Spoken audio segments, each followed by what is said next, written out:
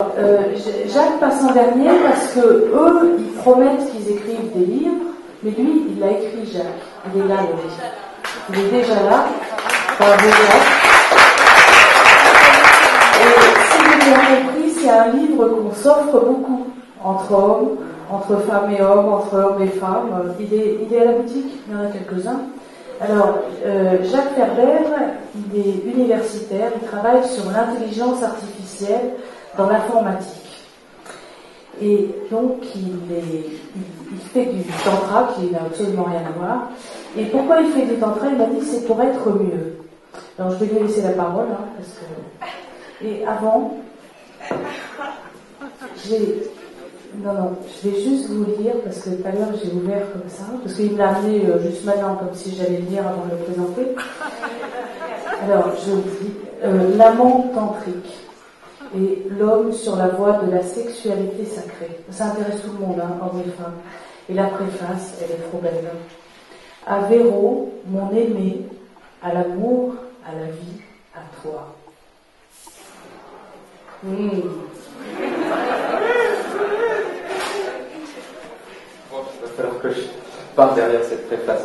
Je vais essayer de parler de l'union du masculin et du féminin, mais pas comme on en a parlé, parce qu'on en a beaucoup parlé dans la relation homme-femme, et je voudrais en parler à l'intérieur de soi.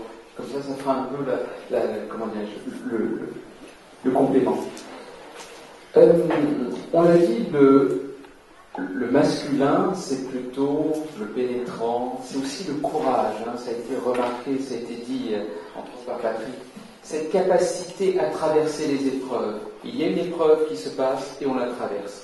Et on le sait par exemple à l'heure actuelle, pour les ados masculins, on parle toujours des ados ou les jeunes, il faudrait toujours dire les jeunes hommes et les jeunes femmes, parce que c'est très différent. Et pour les jeunes hommes, à l'heure actuelle, il est très important qu'il y ait des épreuves initiatiques, dans lesquelles ils risquent tout. Et une des capacités fondamentales du masculin, c'est de risquer, de prendre le risque d'aller jusqu'au bout de soi, au risque même de sa vie. Et ça s'appelle le sacrifice. Et c'est la démarche masculine. Aller dans une église, je sais que maintenant ça fait plus très très bien d'aller dans une église, mais c'est toujours là. Le Dieu masculin est le Dieu du sacrifice et de l'amour, au travers de l'amour. Vous ne pouvez pas en sortir de là. C'est juste le courage. Et de l'autre côté, vous avez le féminin. Et le féminin, c'est une autre forme. Alors, ça a été dit, c'est des fluides, l'accueil, la réceptivité. Et moi, j'aime bien cette phrase que donne un tantrika américain, David Deida, qui dit « c'est épouser la forme ».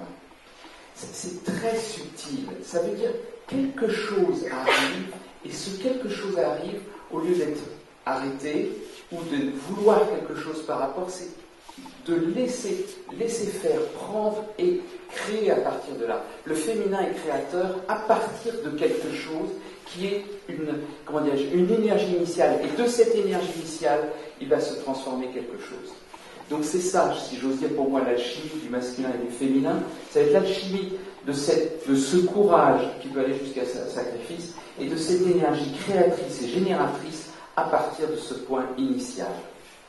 Alors ça, quand on nous dit ça, c'est vachement joli, ok, super. Et puis alors on rentre chez soi et on dit oui, et comment on fait tout ça? Est-ce qu'il y a un mode d'emploi? Est-ce qu'il y a quelque chose? Est-ce qu'il y a des étapes? Alors, il y a quelque chose qui me paraît extrêmement important pour moi, c'est que on est tous, quand on est homme, on a une base qui est justement du masculin, et quand on est femme, on a une base du féminin. On ne peut pas en sortir. On peut faire des tas de choses, mais en fait c'est ça. Comme si, à la base, il y avait une sorte de polarité principielle, primordiale, à partir duquel il y avait quelque chose à faire. Et comme pour l'homme, il y a, je dirais, deux grands risques. Le premier risque, c'est de ne pas le rencontrer, ce masculin. Et ça, c'est le risque actuel. Ce n'est pas le risque ancien. Le risque ancien, c'était l'autre risque. C'est d'être tellement dans le masculin qu'on en devient rigide. Il faut bien comprendre, il y a une tragédie dans le masculin. Quand il est que masculin, c'est qu'il ne connaît pas le féminin. Mais il n'en a même pas conscience que ça peut exister. C'est quoi ce bordel? Le féminin, je ne sais pas. Qu'est-ce que c'est? Moi, je comprends tout. Moi, je sais. Moi, je m'affirme. Qu'est-ce que c'est que ça, le féminin? Ce fluidité, épouser la forme, qu'est-ce qu'il nous raconte? D'accord? C'est-à-dire, le masculin, on sait, c'est rigide dans son extrême, hein, quand il n'y a pas de féminin. Donc, ça, c'est un des risques majeurs, ne pas rencontrer le féminin. Et l'autre, pour l'homme, c'est tout simplement ne pas aller dans son masculin, ne pas aller dans son courage, ne pas aller dans sa contenance, ne pas aller dans sa puissance, ne pas aller dans sa pénétration. Si on ne va pas là-dedans, on reste un petit peu comme ça. Ou alors, ce qui arrive énormément, et que je vois dans beaucoup de couples actuels, où l'homme n'a pas été dans son masculin, c'est qu'il est un petit garçon. Vous voyez, c'est un peu... Il est toujours gentil. Vous voyez, bonjour, les enfants. C'est l'homme gentil, le gentil garçon. Alors ça, c'est le risque dans le masculin. Évidemment, il y a le pendant du côté féminin. Et le côté féminin, le risque que je vois, hein, c'est ce que je perçois, c'est toujours... Il y a deux grands risques dans le féminin. Il y a la première chose, c'est la peur du masculin, évidemment. Hein, la première remarque que nous avons, et on l'a dit, Patrick l'a fait remarquer, quand on a peur que d'une chose, du masculin. Ça, c'est la première peur. En fait, c'est beaucoup plus profond parce qu'il y a une deuxième peur, qui est une angoisse, tout à fait différente, et qui est celle du féminin. J'en parle après. Mais la première peur, c'est peur du masculin. Peur d'être pénétré, peur d'être violé, peur qu'on nous casse la gueule, peur d'être entubé. Pour prendre tous les termes, c'est le masculin violent qui va, brutaliser. Donc on a peur de ça. Et les femmes ont peur de ça.